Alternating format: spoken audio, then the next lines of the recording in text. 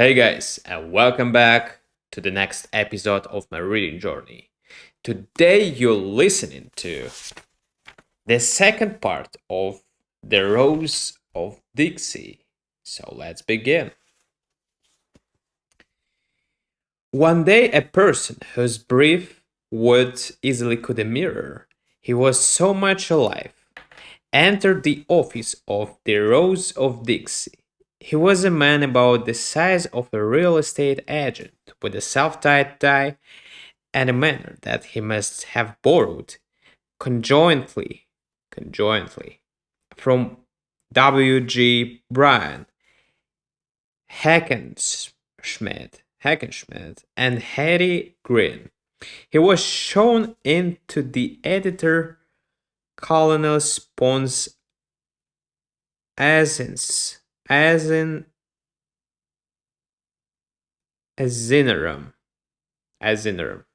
who knows. Colonel Telfair rose and began a Prince Albert bow. "I'm Tucker," said the intruder, taking the editor's chair. T. Tucker of New York. He dribbled hastily. Hastily, to me, it seems like speedy, something like speedy. Hastily, fast, in other words. He dribbled hastily upon the colonel's desk some cards and bulky manila and envelope,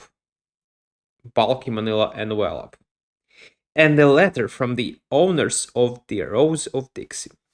The letter introduced Mr. Tucker and politely requested Colonel Telfair to give him a conference and whatever information about the magazine he might desire. "I've been corresponding with the secretary of the magazine owners for some time," said Tucker briskly. I'm a practical magazine man myself and a circulation booster as good as any, if I do say it. I'll guarantee an increase of anywhere from 10,000 to 100,000 a year for any publication that isn't printed in a dead language.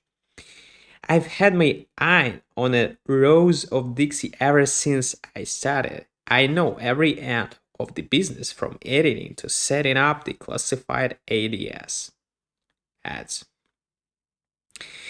Now I've come down here to put a good bunch of money in the magazine if I can see my way clear. It ought to be made to pay. The secretary tells me it's losing money. I don't see why a magazine in the South, if it's properly handled, shouldn't get a good circulation in the North too. Colonel Telfair leaned back in his chair and polished his gold-rimmed glasses. "Mr. Tucker," said he courteously but firmly, "The Rose of Dixie is a publication devoted to the fostering and the voicing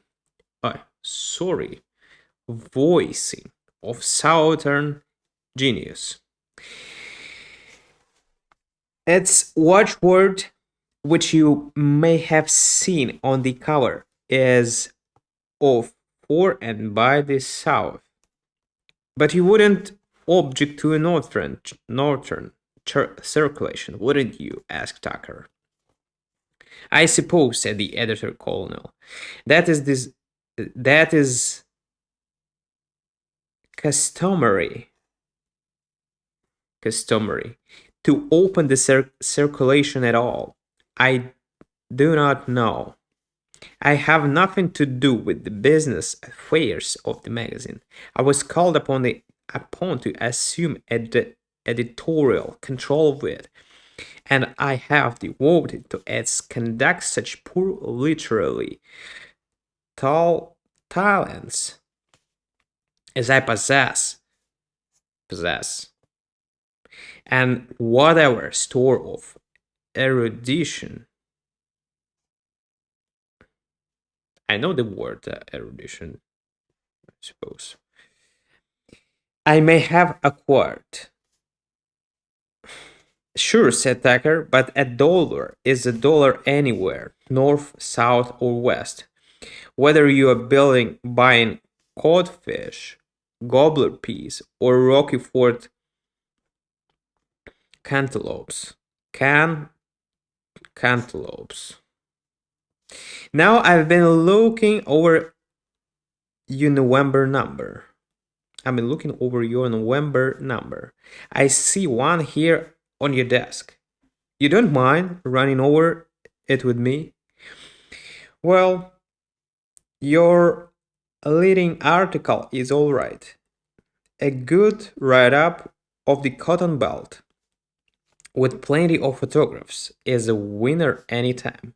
New York is always interested in the cotton crop, and this sensational account of the Hatfield McCoy food, FEOD, by a schoolmate of a niece of the governor of Kentucky isn't such a bad idea. It happened too long ago that most people have forgotten it. Now, here is a poem. Here is a poem, 3 pages long, called The Tyrant's Food by Lorella Lescalis. I've puffed around a good deal over manuscripts, but I never saw her name on a reject slip. Reject and slip. Miss Lascelles, said the editor, is one of our most widely recognized Southern poetesses. She is closely related to the Alabama Lascelles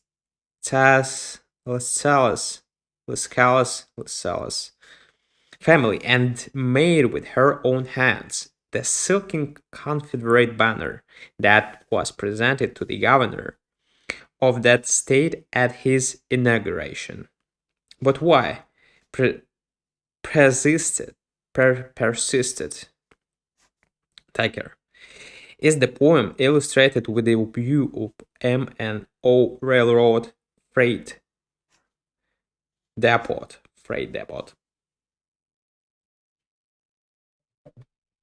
at Tuscaloosa. The illustrations, said the colonel with dignity, shows a corner of the fence surrounding the old homestead where Miss Lascelles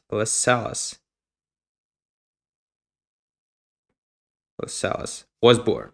All right, said Edgar. I read the poem, but I couldn't tell whether it was about the depot or the Battle of Bull Run. Now, here is a short story called Rosie's Temptation. By Foss Duke Piggott. It's Rodan. What's the Piggott anyway? Mr. Piggott, said the editor, is a brother of the principal stockholder of the magazine. All right, with the word Piggott passes, said Tucker. Well, this article on Arctic exploration and the one of tarpon fishing might go. But how about this write-up of the Atlanta, New Orleans, Nashville, and Savannah brewers. It seems to consist mainly of statistics about their output and the quality of their beer. What's the chip over the bug? What's the chip over the bug? Could you answer the question? If I understand your figurative language, answered Colonel Telfair, it is this. The article you referred to was handed to me by the owners of the magazine, with instructions to publish it. The literary quality of it did not appeal to me, but in a measure I feel impelled. I feel impelled to conform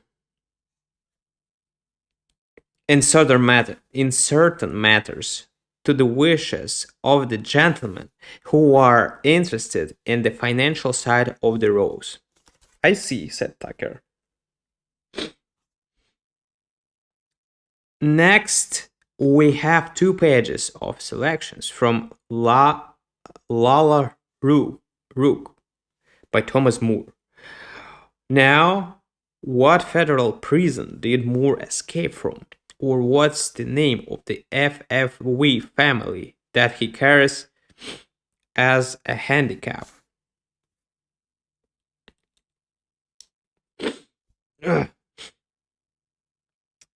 Moore was an Irish poet who died in 1852, said Colonel Telfair pityingly. He is a classic. I have been thinking of reprinting his translation of Anacreon serially in the magazine. Look out for the copyright laws, said Tucker flippantly.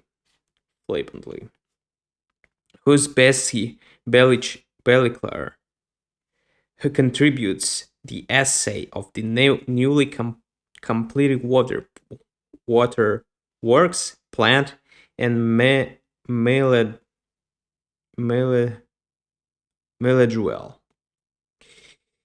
The name, sir, said Colonel Telfair, is the nom de guerre of Miss Elvira Simpkins. I have not the honor of knowing the lady, but her contribution was sent us to the Congressman Brower, her native state. Congressman Bower's mother was related to the Polks of Tennessee. Alright, guys, thank you for joining me today and see you tomorrow on the third part. Bye bye.